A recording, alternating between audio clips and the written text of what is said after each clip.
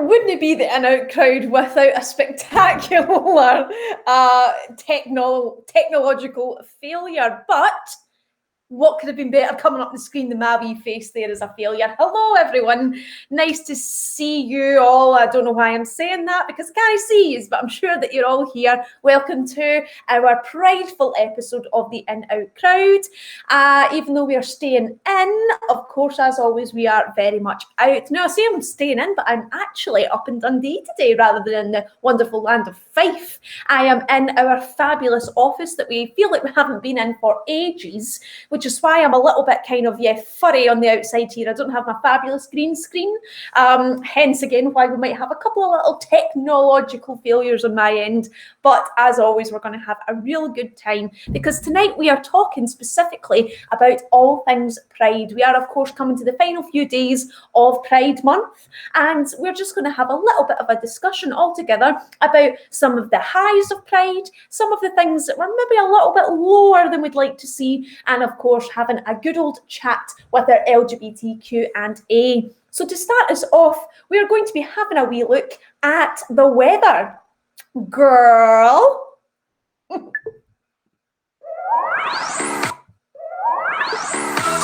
It's raining men. Hallelujah, it's raining men.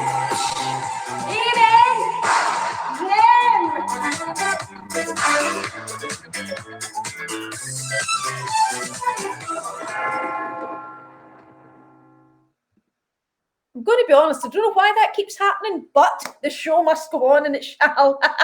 So, yes, as always, we have got our weather, but today we're going to be doing it a little bit differently. We're going to be chatting about the weather together and seeing what some of the drizzles of Pride Month has been, as well as some of the sunshine. So, I'd like to open it up to my fabulous panel, which is, of course, our LGBTQ plus correspondent, Eleanor, and our artistic director, Tommy Small. So, Pride Month drizzles. What has been some of the drizzles for each of us that we think Pride Month has had? Tommy, I'll come to you first. What has been something that maybe could have gone a little bit better this Pride Month? Well, I think I think it's been, there's been lots of things going on this month, hasn't there? Like when you look around the world, there's been I love that you've got your tea ready to go. Tea for the tea, always. Keeping. But I think there's been lots of like really interesting things going on around the globe, like looking kind of during Pride Month. I don't know whether I've personally felt like there's been less kind of corporate kind of jumping on the bandwagon, or if it's just that I've not seen as much of it. Because usually there's always some clangor about, there's obviously people that are still jumping on the bandwagon, of course, and I've seen them. But I mean, like, kind of new ones. Like, do you remember last year there was like what was the sandwich that M&S was doing? What was the LGBT? Yeah, lettuce, bacon, tomato. Wait, lettuce. Guacamole? Was it guacamole? Was it avocado? No. No, it's a G. Gouda or like the Gouda. I have no idea. But it was an LGBT, like a BLT, but no is nice. Well, there's been loads of that, but I think, but the awful thing that I saw this month was kind of, which I'm sure lots of people in our community probably saw that story, but about the young guy in Liverpool, who was just walking down the street and was attacked by other people. And you just, I think that for me was just that thing about, when you always hear about people going, oh, why is it still important? And it's just awful that there has to be a moment where every year, it feels like it happens every single year, where there's like a moment in the press and across social media where actually we go, that's why. And it's just really, it's heartbreaking, that actually that those things are still going on, really. So I think that's my drizzle.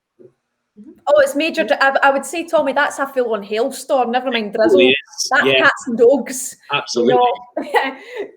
What about yourself, Eleanor? Is there anything that's kind of been a bit drizzly or just a full-on raging hurricane this Pride Month for you? I would say it started as drizzle, but I'm gonna have a nice little turnaround, and the sun came out in the end.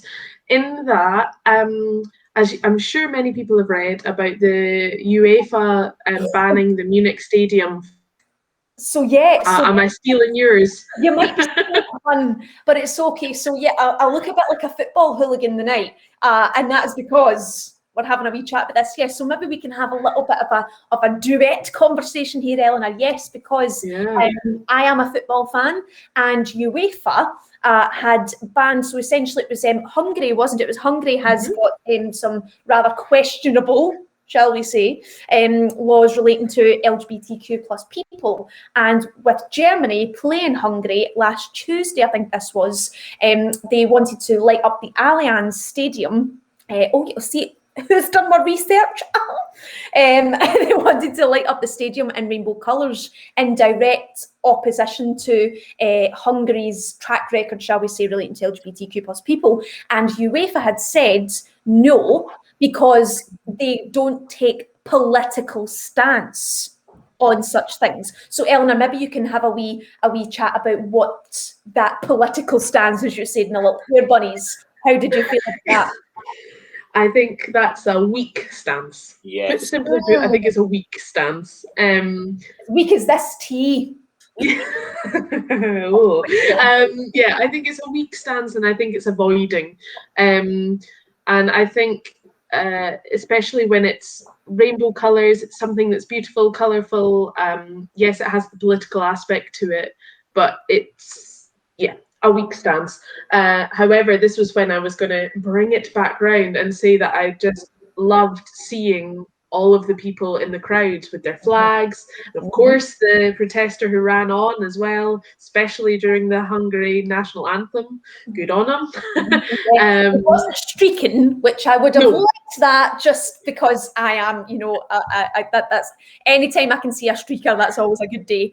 But it was still a very important message he was sending. Yeah, I also think, like, I teach younger children, and a lot of the children talk about watching the football, especially as it's a German game, and I live in Germany. And I think it's really wonderful that they will have seen that amount of support in the crowds. It would have been even nicer had they seen also the stadium.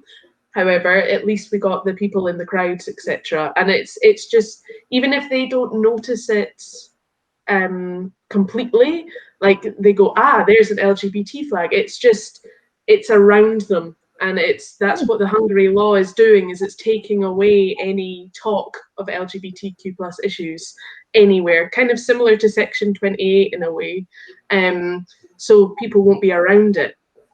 Yeah, I think that's it, isn't it, when they say we don't take a stance on political things, but arguably then everything could be political. Me having a ginger tea could be political, because of some sort of tea tax or something. You know what I mean? Like, anything could be political if you really want it to be. But that's a really interesting, as you said, Eleanor, having folks in the crowd with their flags and everything. That brings me round. I'll just carry that on to this. To the sunshine of Pride Month, and it was, as you said, all of the flags, the rainbow flags, the rainbow, people had their glitter on, people were, kind of flying all sorts of different colours as well, not just the rainbow flag. I saw the kind of pink stripes for lesbian pride. I saw the non-binary flag a few times. That was like, hey girl, there's more people. And as well, I want to give a special kind of little ray of sunshine onto the goalkeeper, Manuel Neuer, who is the goalkeeper for Germany and Bayern Munich. But he, even during that game, wore the respect armbands that folks have been wearing throughout most of the games, but they said no for that during the Hungary game, but he went on and wore it anyway. So I was like, well, even if you're a goalkeeper who normally I can't be bothered with, sorry all the goalkeepers in the world, but I was like, you are my new favourite, you're man of the match. And as well, something else that was really lovely was every other stadium, more or less, in Germany that night had rainbow lights outside them. So even though the Allianz, the main stadium holding the Germany-Hungary game, couldn't have them, everyone else did. So I thought that was a lovely, that was the most queer thing, being like, oh, that's fine. Well, we'll just light up everyone else then. How's that? It's like, that is the most JVN thing that I've ever seen, and that gave me some little rays of sunshine. What about yourself, Tommy? Have you got any rays of sunshine related to Germany or not? not so much a ray of sunshine, more a ray of light. Light. Thank you. Because Madonna triumphantly made a return to the stage / bar over the weekend. I'm sure you would have saw the incredible footage of our Queen Madonna.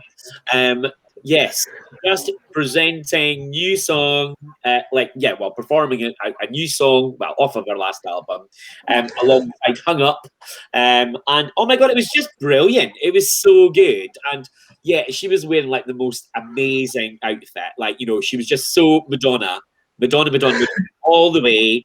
It was kind of like boobs out. It was kind of like this incredible, like corset-y thing, like a Jean Paul number from, I think it was like early 80s, I think I read somewhere online. This is amazing Instagram page called Madonna Outfits, and it's just amazing. Like, he goes away and searches like all the couture from over the years, and then gives you like shows you like when it was on the catwalk, and such a good account.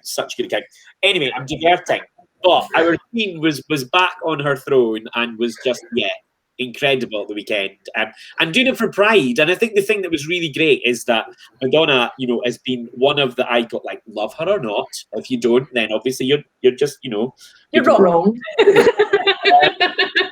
But you know, as like, you know, you talk about your Ariana Grandes, you talk about your Lady Gagas. However, our Queen Madonna has been there from day one with the homosexuals, particularly. Yes. And you know, when she was fighting the fight for gay men with during the 80s, about the AIDS crisis, you know, and a lot of her friends, as she's kind of talked about a lot over the years, you know, sadly she lost a lot of her friends around her, and her collaborators and dancers, to the AIDS crisis. So yeah, the fact that like she's kind of there, you know, for Pride. The last couple of years she's been doing something for Pride every year.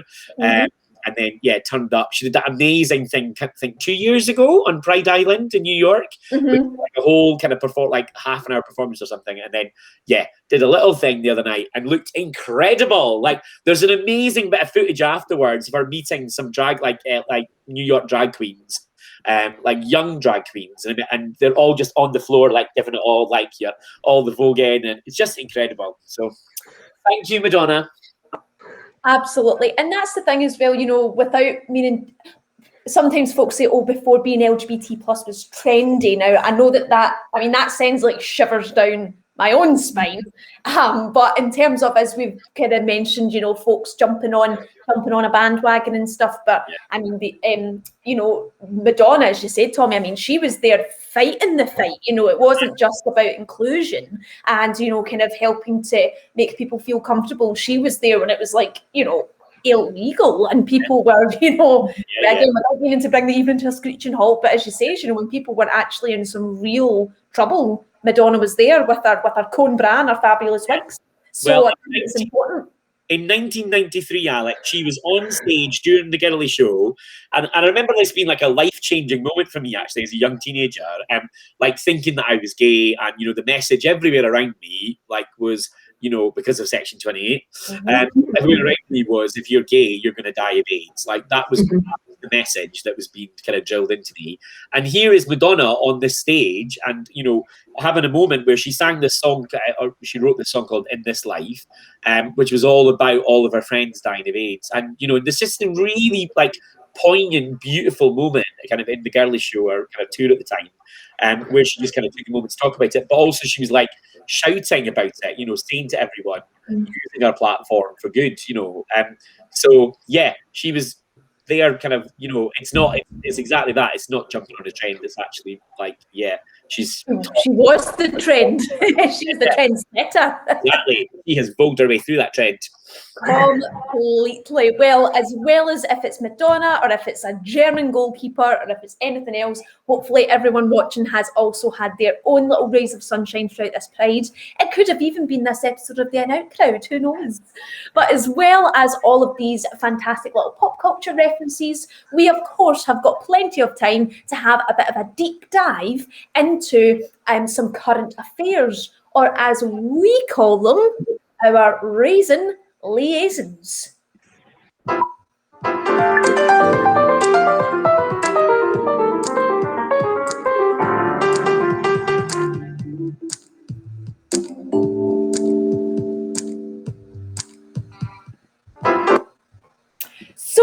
tonight we are having a Raisin Liaisons led by the fabulous Eleanor Walker, who's going to be chatting a bit about what the hot topic is on our current affairs tonight. So take it away, Eleanor. Thank you very much, Alex. Yes, so this evening we're going to be talking about another country on our trip around the world. So it's great to be back, and we've got some great info for you this week. We're going to continue our travels around the world to explore various countries' laws and life for LGBTQ plus people living there.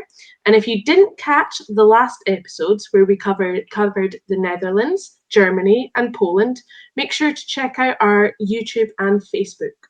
But as you can see, this evening, we're going to look at some different Scandinavian countries. We're looking at Norway, Sweden, and Denmark, all of which in general are pretty progressive when it comes to LGBTQ plus laws and lives and how people treat everybody else in the country.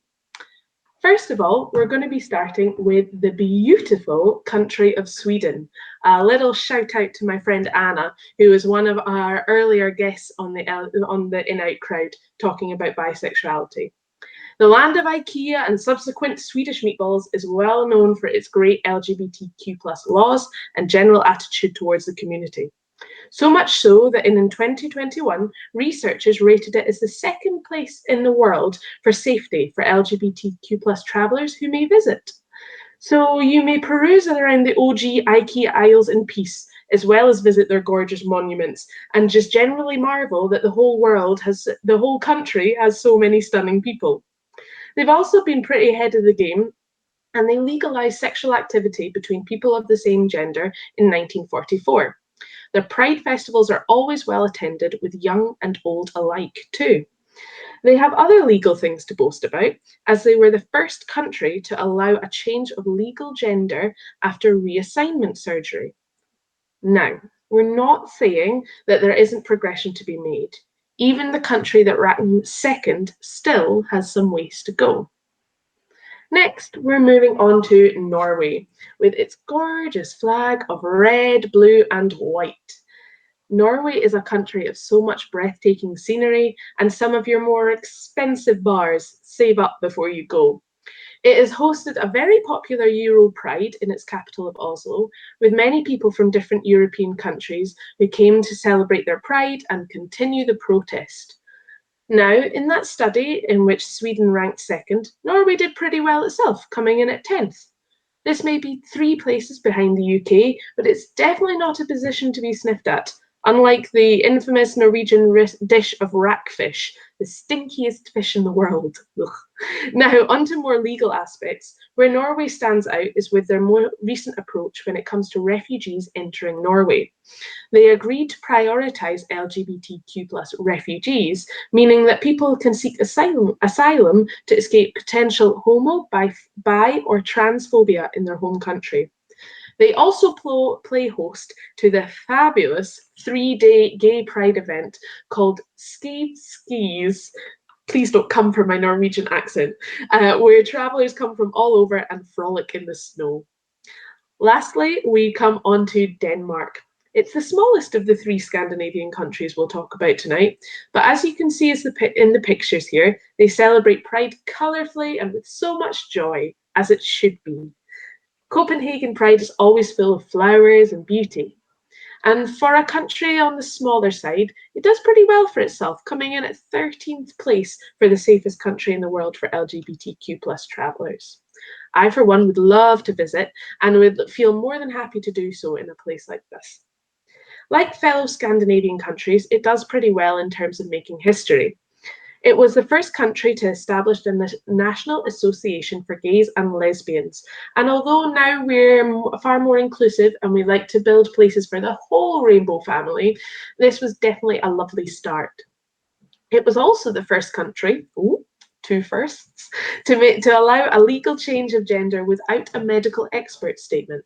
This is something quite different from a lot of other countries that are deemed as progressive, as medical experts are often still needed for statements. And that covers our hot topic / Raisin Liaisons for this evening, and I hope you enjoyed it. Back to you, Alex.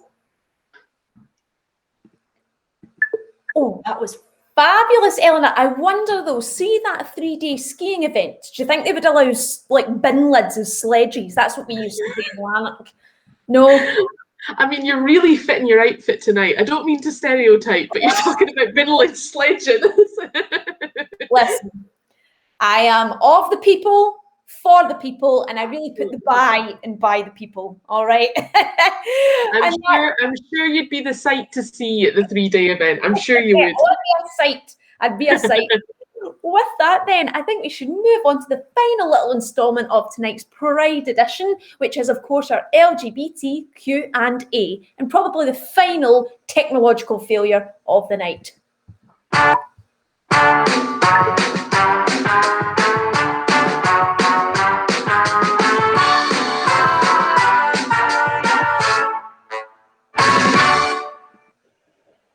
Stunning! That was maybe the final one. We still have a little outro to go, but finally we are going to do a little quick fire round, my fabulous panel one last time, and I would like each of you to give me just, if you can choose one thing that has been your golden shining moment of this month. And I'm afraid, Tommy, you can't have Madonna twice in a row, so you're going to need to think of something different. But I think I'll go first to give you a little bit of an example. It could be something tiny or something big. And one of the things that has really been a shining moment for me was, picture it, Sainsbury's 2 weeks ago. I was in getting myself some vegan milk because, and I was just kind of cutting about in the wee non-dairy aisle, and I heard a young boy, I'm assuming he was a boy, I'm assuming it was his father, and they were having a wee chat about something, about relationships or something. Wee boy must have only been about 6. And he'd said, and I just overheard the end of the conversation, he said to his dad, so what if I had a girlfriend, but it was a boy? And his dad said, well, that would be a boyfriend. Or if you were married, it would be a husband. And then the wee boy said, and is one better than the other? And I only heard the wee end of the conversation, and the dad said something along the lines of, no, not at all. They're exactly the same amount of love, just different. And I was nearly greeting over my oat and almond milk. And that was just I know, sorry, Eleanor, I know. So if anyone's like, hormonal tonight, apologies. But I just thought, again, it was that inclusion, just normal conversation. It wasn't a big deal. And particularly all this talk about toxic masculinity, I just thought that was something that was really lovely to teach the next generation. And that was in Sainsbury's oat milk aisle. So there you go. Eleanor, I'll come to you next if you're not too welled up. Well, I'm going to sound like a little bit of a nerd, but I learned something new. And that, for me, is always something really lovely. And that I learned that, particularly in Germany and Switzerland, they call their Pride events something different. They call it Christopher Street Day. I think I've got that right. And that's because the Stonewall Inn was on Christopher Street. So they call it Christopher Street Day. And I think that's really lovely because it really strongly harks back at the history rather than just, well, Pride is lovely as well. But I just thought it was a lovely little different thing that I hadn't learned yet. And I always like that. Absolutely. Well, especially with, kind of Pride tying in with Stonewall so heavily, and, with this being, of course, another big anniversary year for Stonewall. That's really lovely. It's like a little full circle, isn't it? Yeah. Right then, Tommy, to finish us off tonight, what has been your little shining moment of Pride Month? Oh, I think you're muted, darling. Can't hear you. After all this time, still doing it. Yeah, I was just going to say that, because it was 52. Yeah, it was worth kind of noting that it was 52 years ago today that raided the Stonewall Inn and kicked off then a week of riot. So worth kind of just reminding ourselves of that. Mm-hmm. But just to see, I think the thing for me was I discovered this beautiful kind of, I think it's a poem, but it's kind of words that were kind of goes along with some images. So I'm not quite sure what it is. It's like media that I found, and it's by a guy called Leo Herrera, I think is how you say it, Herrera, and it's called Softness. And it's this beautiful little kind of media that's got Jake Shears of Sister Sisters fame, and what it's like kind of growing up, kind of as someone in the LGBTQ plus community, and it's just really moving because it's like it's all the kind of things about like on a crowded, it's things like saying like on a crowded subway you're able to spot people who are like you, and it's just really moving. Like when you read it, it's like big lump in your throat, because it just really, it sounds like my life, our life, your life, everything. So I think that's one moment for me, I think. What's it called? Sorry, softness. Softness, yeah. This lovely. Yeah. Well, good thing it's called softness, because I feel like if it was called hardness, that might have been a very different poem altogether. So softness at least sounds nice and lovely, and hopefully we can, we'll maybe share that on our socials for folks to have a wee look at. Well, with that then, it brings us very nicely and softly and sweetly into our caper conclusion with little green bits down the side. Listen, I was on holiday for a week. I've had a very difficult time, okay? But with our caper conclusion, I would love to thank my fabulous panel, everyone who's watched us this evening and that will watch us in the future.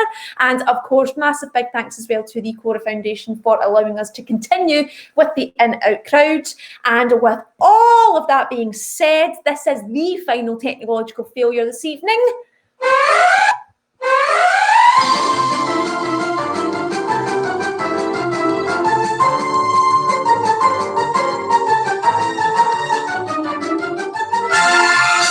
That is all, folks.